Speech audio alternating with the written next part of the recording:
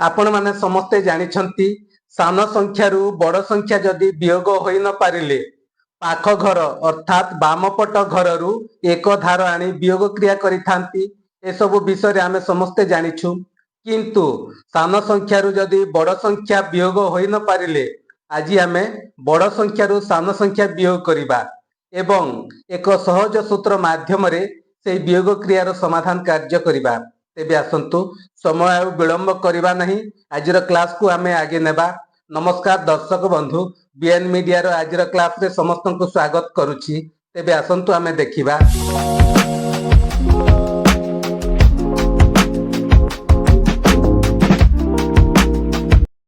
तेबे आसंतु देखिबा गोटे वियोग क्रिया 715 वियोग 498। आमे एही वियोग क्रिया को करिबा। एठी देखिबा ऊपर एकक स्थान रे 5 अछि, 5 वियोग 8, 5 रु जदि 8 वियोग होई न पारिले आमे कोन करिथाउ? साधारणतः आमे ए जो बाम अंक रु एक दश नहीं बा एक धार नहीं आमे जो वियोग क्रिया करिथाउ। किंतु आज आमे एक अलगा सूत्र माध्यम रे एही वियोग क्रिया को करिबा। एठारे आमे कोन करिबा? बड़ संख्या रु सान संख्या को वियोग करिबा। 8 वियोग 5, 8 वियोग 5 3, एही 3 को आमे 10 रु वियोग करिबा। 10 वियोग 3 7, ए स्थान रे आमे 7 लिखिबा। एवं जेउ आमे छोट संख्या अर्थात बड़ संख्या रु छोट संख्या आमे वियोग कलु सेही संख्यार बाम अंक तळे आमे गोटे बिंदु देबा। बाम अंक 5 रो बाम अंक होची 1, 1 रो तळे आमे एक बिंदु देबा। हला एही बिंदुर अर्थ होची एक कम अर्थात 1 रु 1 कम हेले केते? 0 अर्थात एही स्थान रे 0 अछि। हेले 9 रु आमे 0 वियोग करिबा। 9 वियोग 0 9, एही 9 को आमे 10 रु वियोग करिबा। 10 वियोग 9 1, एठी हबो 1। बाम अंक तळे एक बिंदु देबा ए 7 तळे। एहार अर्थ होची कोन? एक कम अर्थात 7 रु 1 कम हेले केते? 6, हेले 6 रु 4 वियोग कले 2 हला। 715 वियोग 498 होची वियोग कले 217। बुझिला? वर्तमान आउ गोटे प्रश्न नहीं आमे एही सूत्र माध्यम रे वियोग कार्य करिबा। देखिबा आउ गोटे प्रश्न 800 वियोग 327। आसंतु एही प्रश्न को आमे सेही पूर्व सूत्र आधार रे वियोग कार्य करिबा। ऊपर 0 अछि एकक स्थान रे, तळे एकक स्थान रे 7 अछि। 0 होची सान एवं 7 होची बड़ संख्या। हेले ऊपर सान थिले कोन करिबा? आमे बड़ संख्या रु सान संख्या वियोग करिबा अर्थात 7 रु 0 वियोग करिबा। 7 वियोग 0 7, एही 7 को आमे कोन करिबा? 10 रु वियोग करिबा। 10 वियोग 7 समान 3, ए स्थान रे हबो 3। जेहेतु ऊपर सान संख्या थिला एवं 7 रु आमे 0 वियोग करिथिलु सेति पई एही संख्यार बाम रे थिबा संख्या तळे आमे एक बिंदु देबा। ए बिंदु रो मूल्य होची कोन? एक कम। एबे देखिबा आमे 2 रु 0 फेडिबा। प्रथमे 2 वियोग 0 समान 2, एही 2 को आमे कोन करिबा? 10 रु वियोग करिबा। 10 वियोग 2 8, 8 वियोग 1 7, एठी हबो दशक स्थान रे 7। तळु आमे ऊपर संख्या को वियोग करिथिलु सेति पई एही संख्यार बाम रे आमे कोन करिबा? बिंदु टिए देबा। एही बिंदुर अर्थ होची एक कम हला। जेहेतु ऊपर बड़ अंक अछि तळे सान अंक अछि आमे ए जो बड़ अंक रु कोन करिबा? एक कम करि देबा। 8 रु 1 कम कले 7, 7 रु 3 वियोग करिबा 4 हे गला उत्तर। 800 वियोग 332 रो वियोग फल हला। एठी जो चारोटी प्रश्न दिया जायछि एही प्रश्न को आमे सेही पूर्व सूत्र आधार रे वियोग कार्य करिबा। आसंतु एठी आमे देखिबा 8 रु 2 वियोग करिबा। 8 वियोग 2 6, एही 6 को आमे 10 रु वियोग करिबा।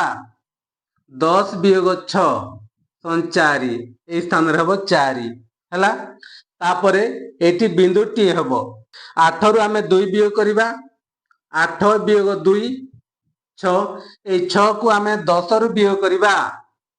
10 ବିয়োଗ 6 4। ଏହି 4 ରୁ 1 କମ କରିବା। ଏହି 1 4 ରୁ 1 କମ କଲେ 3 ହେଲା। ତାପରେ ଆମେ ଏଇ ତଳେ ବିନ୍ଦୁ ଦେବା। 6 ରୁ 1 କମ କରିବା। 5 ରୁ 4 ବିয়োଗ କଲେ 1। 622 ବିয়োଗ 488 ର ବିయోଗ ଫଳ ହେଉଛି 134 ହେଲା। ବର୍ତ୍ତମାନ ଦେଖିବା ଏହି ପ୍ରଶ୍ନକୁ ଆମେ ଦେଖିବା। ଏଠାରେ 704 ବିয়োଗ 525। ଏଠାରେ ମଧ୍ୟ ଆମେ କଣ କରିବା? 5 ରୁ 4 ବିয়োଗ କରିବା। 5 ରୁ 4 ବିয়োଗ କଲେ 1। ସେହି 1 କୁ ଆମେ କଣ କରିବା? 10 ରୁ ବିয়োଗ କରିବା। 10 ରୁ 1 ବିয়োଗ କଲେ 9। ବିନ୍ଦୁଟିଏ ଦେବା ହେଲା। 2 ରୁ 0 ବିয়োଗ କରିବା। 2 ରୁ 0 ବିয়োଗ କଲେ 2। 10 ରୁ ଆମେ ସେଇ 2 କୁ ବିয়োଗ କରିବା 8। 8 ରୁ ଆମେ କଣ କରିବା? ଯେଉଁ ବିନ୍ଦୁ ଦିଆଯାଇଛି 1 କମ କରିବା ଅର୍ଥାତ 7 ହେଲା। ତାପରେ ଆମେ ଏଠି ବିନ୍ଦୁଟିଏ ଦେବା। ଏହାର ଅର୍ଥ ହେଉଛି 1 କମ ଅର୍ଥାତ 6। 6 ରୁ ଆମେ 5 ବିয়োଗ କରିବା 1 ହେଲା। ସେମିତି ଏହି ପ୍ରଶ୍ନକୁ ଦେଖିବା ଆମେ। 7 ରୁ 4 ବିয়োଗ କରିବା। 7 ରୁ 4 ବିয়োଗ କଲେ 3। ସେହି 3 କୁ ଆମେ 10 ରୁ ବିয়োଗ କରିବା। 10 ରୁ 3 ବିয়োଗ କଲେ 7। ଏହି ସ୍ଥାନରେ ଆମେ ବିନ୍ଦୁଟିଏ ଦେବା। 6 ରୁ 1 ବିয়োଗ କରିବା। 6 ରୁ 1 ବିয়োଗ କଲେ 5। ସେହି 5 କୁ ଆମେ 10 ରୁ ବିয়োଗ କରିବା। 10 ରୁ 5 ବିয়োଗ କଲେ 5। 5 ରୁ ଫେର 1 କମ କରିବା 4। ଏଠି ଆମେ ବିନ୍ଦୁ ଦେବା। ଏଠି 5 ରୁ ଆମେ 2 ବିয়োଗ କରିବା 3। ସେହି 3 କୁ 10 ରୁ ବିয়োଗ କରିବା। 10 ରୁ 3 ବିয়োଗ କଲେ 7। 7 ରୁ ଫେର 1 କମ କରିବା 6। ଏଠି ବିନ୍ଦୁ ହବ। ଏହାର ଅର୍ଥ ହେଉଛି କଣ? 7। 7 ରୁ 2 ବିয়োଗ କରିବା। 7 ରୁ 2 ବିয়োଗ କଲେ 5 ହେଇଗଲା ଉତ୍ତର। 5647 ହେଉଛି ଏଇ ଯୋଉ ବିయోଗ କ୍ରିୟାର ବିయోଗ ଫଳ ହେଲା। ବର୍ତ୍ତମାନ ଦେଖିବା ଏହି ପ୍ରଶ୍ନକୁ। ଏଠି ମଧ୍ୟ ଆମେ କଣ କରିବା? 9 ରୁ 0 ବିয়োଗ କରିବା। 9 ରୁ 0 ବିয়োଗ କଲେ 9। 10 ରୁ 9 ବିয়োଗ କରିବା 1। ଏଠି ଆମେ ବିନ୍ଦୁ ଦେବା। 9 ରୁ 2 ବିয়োଗ କରିବା 7। 7 କୁ ଆମେ 10 ରୁ ଫେର ଆଉ ଥରେ ବିয়োଗ କରିବା। 10 ରୁ 7 ବିয়োଗ କଲେ 3। 3 ରୁ ଫେର ଏହି 1 କୁ କମ କରିବା 2। ତାପରେ ଆମେ ଏଠି ବିନ୍ଦୁ ଦେବା। 9 ରୁ 8 ବିয়োଗ କରିବା 1। 10 ରୁ 1 ବିয়োଗ କରିବା 9। 9 ରୁ ଫେର ଆମେ 1 କମ କରିବା 8। ତାପରେ ଆମେ କଣ କରିବା? ଏଇ ତଳେ ବିନ୍ଦୁଟିଏ ଦେବା। ଏହାର ଅର୍ଥ ହେଉଛି କଣ? 7 ରୁ 1 କମ ଅର୍ଥାତ 6। 6 ରୁ 4 ବିয়োଗ କଲେ 2। ଏଥିଲା ଆଜିର ବିଷୟବସ୍ତୁ।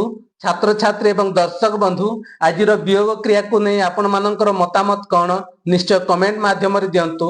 ତା ସହିତ ଚ୍ୟାନେଲରେ ଯଦି ପ୍ରଥମ କରି ଆସିଥାନ୍ତି ତାହେଲେ ଚ୍ୟାନେଲକୁ ସବସ୍କ୍ରାଇବ କରି ରଖନ୍ତୁ। ତେବେ ଦର୍ଶକ ବନ୍ଧୁ, ଆଜିର କ୍ଲାସକୁ ଏଠି ସମାପ୍ତ କରୁଛି।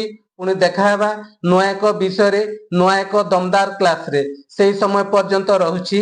ସମସ୍ତଙ୍କୁ ଧନ୍ୟବାଦ।